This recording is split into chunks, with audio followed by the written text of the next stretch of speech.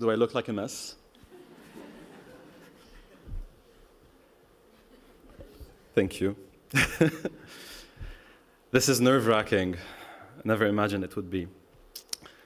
Ladies and gentlemen, Dean Veloso, Dean Payer, Nicolas, and whether in person or virtually, faculty and staff, families and friends, and of course, our one and only Zeki.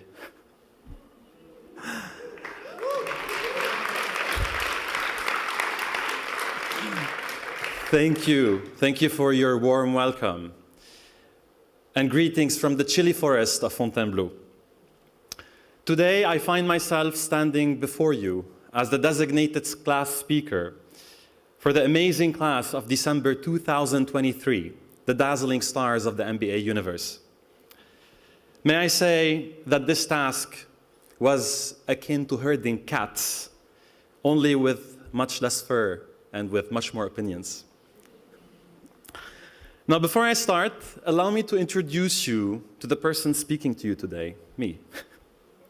My name is Gabriel. I'm more affectionately known by my colleagues at INSEAD as Gabi, while some others recognize me as the real Gru from the movie Despicable Me. I hope it's not because I have supervillain tendencies, but because I only wear black and I have a really, really ugly nose. Some others know me as the Grinch because I just want everyone to go to church on Sunday and on Christmas. And finally, some at school recognize me as their psychologist who desperately needs therapy more than anyone else in the room. And you know, it's really bad when the INSEAD psychologist asks you why you haven't sought help 14 years ago. That really happened. I'm a Lebanese national, but I was adopted by the Kiwi community this year, so you can recognize me as a Lebanese and a fake Kiwi.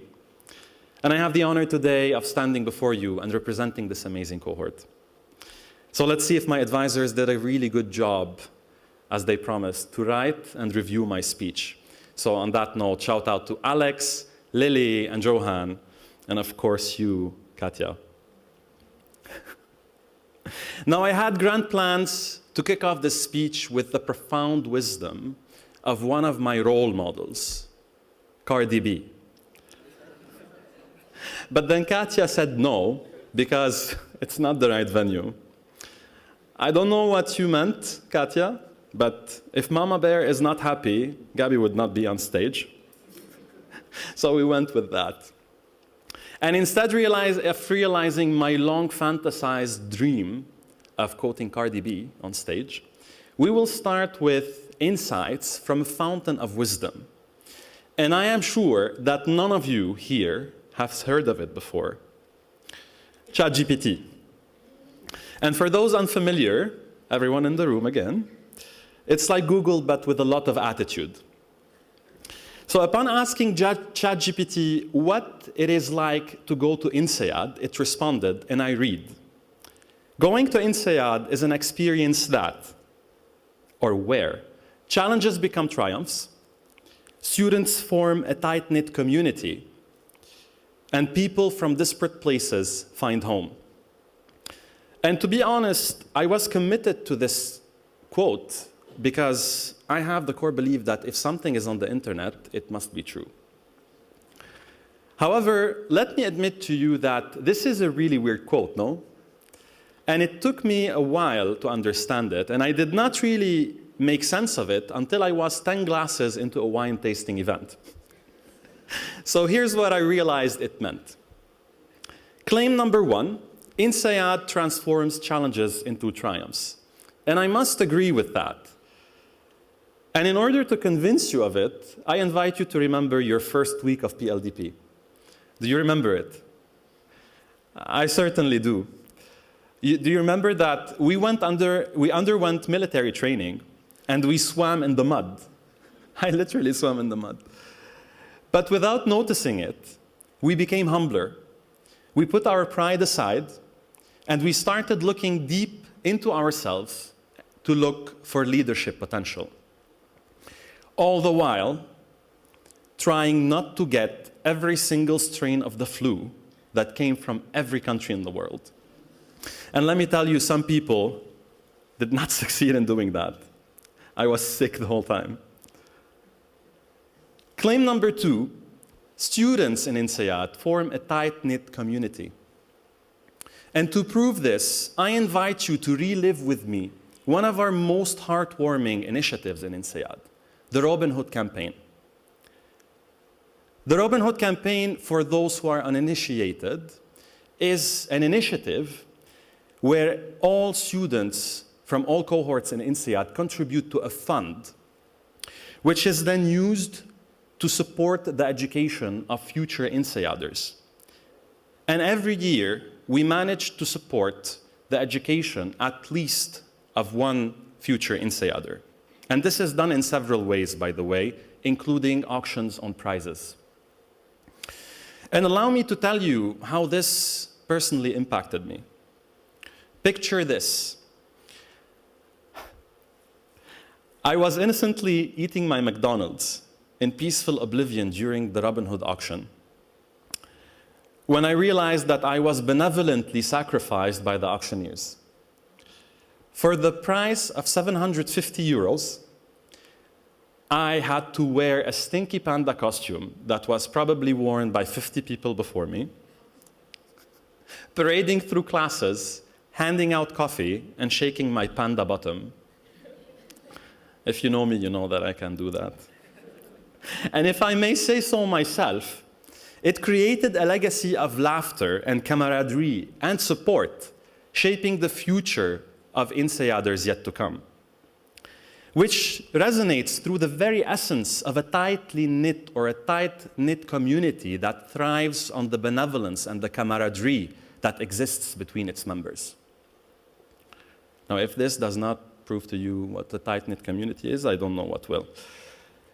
But claim number 3, let's go to that. People from disparate places or different places find a shared home. And this sounded important for me, so we will spend more time talking about it. And to come to an answer to whether this is a real claim or ChatGPT fluff, God forbid, let us separate 2 topics at hand. First, let us try together and define the meaning of home. And second, let us see what does INSEAD have to do with all of this. For the first question, allow me to tell you that since I was a child, home was designated as a specific geographical place, a specific city, and a specific home or house where I can relax, be myself, and seek refuge. But then as I grinded through life as an adult, many places started feeling like home. While home lost its meaning, nothing felt like home anymore. And this means that I was groundless and I was rootless. And this is the state of confusion that I came to INSEAD with. And I think many of you did. And then a couple months in INSEAD, this place started feeling like home again. So this signaled more confusion, obviously. Throughout the journey, I've met people from all corners of the world, all converging here at INSEAD. On the surface of it, this convergence is pretty straightforward because you have people who come from every single country in the world, converge in a single place and fight on how to clean a dishwasher. But then, as I looked deeper, I found a community that celebrates its members across all circumstances. And this brings me to a question that lingered on my mind, or in my mind, and probably most INSEAD colleagues' minds. Where else can you find a place where people celebrate your successes as if they were their own, all the while they are fighting sometimes insurmountable challenges themselves? And the answer dawned on me as I felt more and more rooted and grounded in this community.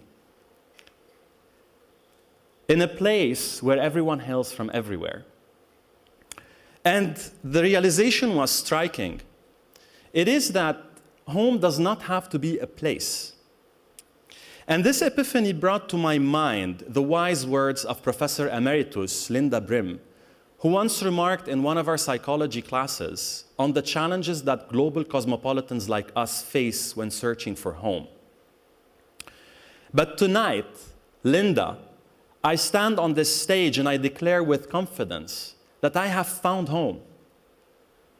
And to my colleagues who are physically, and I know who are watching me online, I can tell you with confidence that I have found home.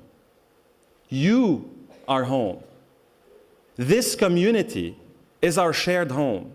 This community is the home that grounds us and that roots us and that binds us together. And on the second question on what does INSEAD have to do with all of this, you might ask yourselves, especially the people who did not attend INSEAD, shouldn't all MBA programs have the same impact on the students? And my answer is no, I don't think so.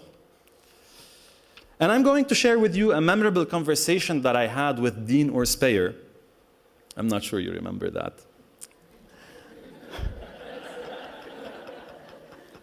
After a particularly humiliating squash game that I played against one of our Peruvian colleagues, where I was admittedly more sweat than student, Urs caught me at Freddy's and with his characteristic humor asked me, "What in your opinion is INSEAD's secret sauce? Why do you think that our people remain attached to each other and to the school even after decades of graduating?" And Urs, I hope the following answer will not be as unimpressive to you as the first one I gave you, but I will give it a shot. And I know that Dean Francisco covered the secret sauce of INSEAD, but I'll also give it a shot. I hope my MBA is not revoked. INSEAD's secret sauce is its remarkable ability to ground the groundless and root the rootless, creating a sense of belonging that transcends all geographical boundaries. INSEAD's secret sauce is its people. It's us. Because INSEAD is a place, and GP, I'm really glad that you are here. I'm going to mention something you said. INSEAD is a place where the different and the opposing is desired and is sought. And all of this is personal brain gymnastics. And I must admit, ChatGPT was right. And I hope you agree with me. INSEAD does transform challenges into triumphs, forging a tight-knit community that helps us all find home. ChatGPT is pretty good, huh? I wish I knew and had used it before. I totally did it then. I didn't, I promise you. It's really a missed opportunity, right? Now, before I go into the formalities of acknowledgements and ending with the call for action of the future, I'm going to use this opportunity to recap some of the main lessons learned that we learned as a community and that I personally learned. And I hope you do agree with me on those. I mean, it's too late anyway. I'm here. But first, I need to make sure that Constantin, raise your hand. I'm just making sure that you're not taking a cigarette break during the speech.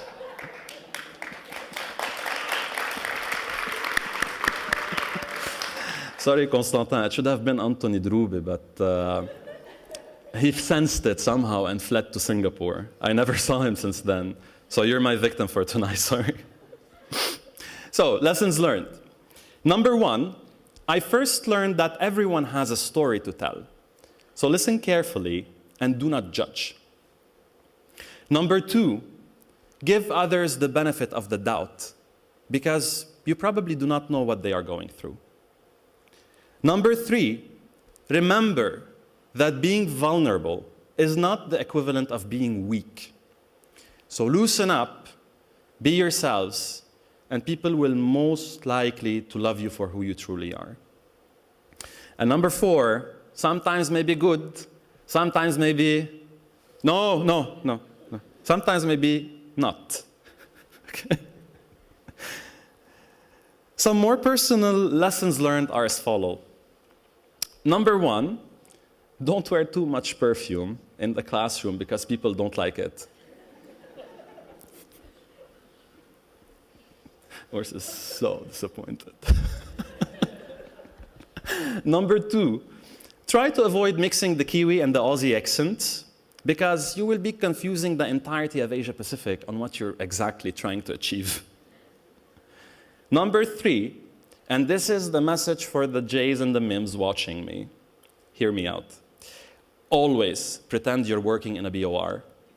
Because if you keep on going up and down to Freddy's, people will notice, and Sven might invite you for a coffee in his office. I was going to wish you did not hear this one, but you did. He's not laughing. He's not having it. And number four, do not dance in public anymore. Now let's pause for a moment to give a standing ovation to the architects behind the INSEAD magic, the staff and the faculty. First, to our fearless professors, who gracefully heard all of our somewhat excessive nonsense in the classroom and did not give up on teaching. So to you, on that, we say bravo. Your passion for, Your passion for teaching deserves an Oscar. I cannot really, JP, imagine how it felt to hear someone like me speak for hours about nothing and pretend that what I'm saying is interesting. So I want to thank each and every one of you for teaching us our 1+1s, and sometimes quite literally. And to the backstage wizards, the staff who ensures seamless orchestration of this grand educational spectacle. We owe you more than just one round of applause. Please don't applaud. You've made us laugh, and you've made us cry in exams. So cheers to you. And amidst the academic hustle, let's not forget the pillars of strength behind the scenes. The parents, the partners, and everyone who stood by us during this year. Some of you really put their lives aside to be next to us and to support us. And let's be honest, your tolerance for our stress-induced meltdowns did not go unnoticed. So we salute you for that. And by the way, in one of our discussions, we realized that this specific category of people felt that the MBA lasted for more than 10 months. So let's acknowledge this. Now you can applaud.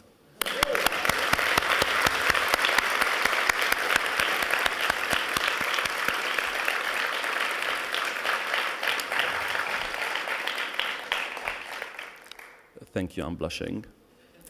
Now let's turn our attention to the stars of the show. Us. If I may share a heartfelt moment with you, I want to thank each and every one of you for sharing this experience with me. With or without noticing it, you've shaped my experience personally in ways I haven't imagined or planned for. So whether you have been kicked out of your house at 18 years old and had to grind through life on your own, whether you had to mourn the death of your dearest person in silence, whether you combated a deadly cancer and healed from it, whether you escaped your home country on a skateboard to escape war, whether you had to fight the strictest and most oppressive social norms to breathe freedom, and whether you risked the love of your dearest people and came out to them in a parking lot, I say, I owe this journey to you. Thank you for teaching me about life and about you and about the value of shared stories. Your triumphs and struggles have become threads in our rich tapestry of experience. And for that, I thank you, and I'm grateful. Folks, as we stand on the cusp of a future filled with uncertainties, let us not shy away from our responsibilities. Our world, my dear colleagues, is not okay. War ravages the very core of humanity. And as global cosmopolitans, we bear witness to this reality. But we are not powerless, my dear colleagues. We are the future leaders of this world. And we have the capacity to change the course of history. Besides maximizing shareholder value, which remains at the very core of our mission, we have the ability to champion peace, understanding, and collaboration. In the spirit of our global community, let us be the architects of a better world. A world where people live in peace and breathe freedom. It is our duty, my friends, to challenge the status quo, dismantle the foundation of conflicts, and build bridges of understanding. So I implore each and every one of you to take down this charge, to be the ambassadors of peace in a world dearly in need of peace. Let us leverage ourselves, our backgrounds, and our shared experiences to foster unity, harmony, justice, and lasting change. Now, as we stand at the crossroads of our journeys, let us pledge together. Let us swear an oath together. I invite you, dear graduates, to repeat after me as I say each line. And whether physically or online, I invite you to do that. Raise your hands, please. Repeat after me. I pledge my efforts to the pursuit of peace. I will continue to support my global friends. I promise to build a world, it's easy, where compassion goes beyond boundaries. With these words, my friends, let this oath resonate in our hearts and guide our journey. What an honor. Sitting in the same classroom, sharing stories and being vulnerable, partying and drinking with some of the world's brightest minds has been a long dream for me, and this dream became true at INSEAD. Thank you for being the orchestrators of my journey, and thank you for sharing this adventure with me. Saying goodbye to some of you in Singapore was probably the toughest thing I had to do this year. So thank you again. And I hope we all stay in touch together and in the future share stories of success, of more and more success. For one last time, MBA'23Ds, to the stars and beyond. Thank you very much.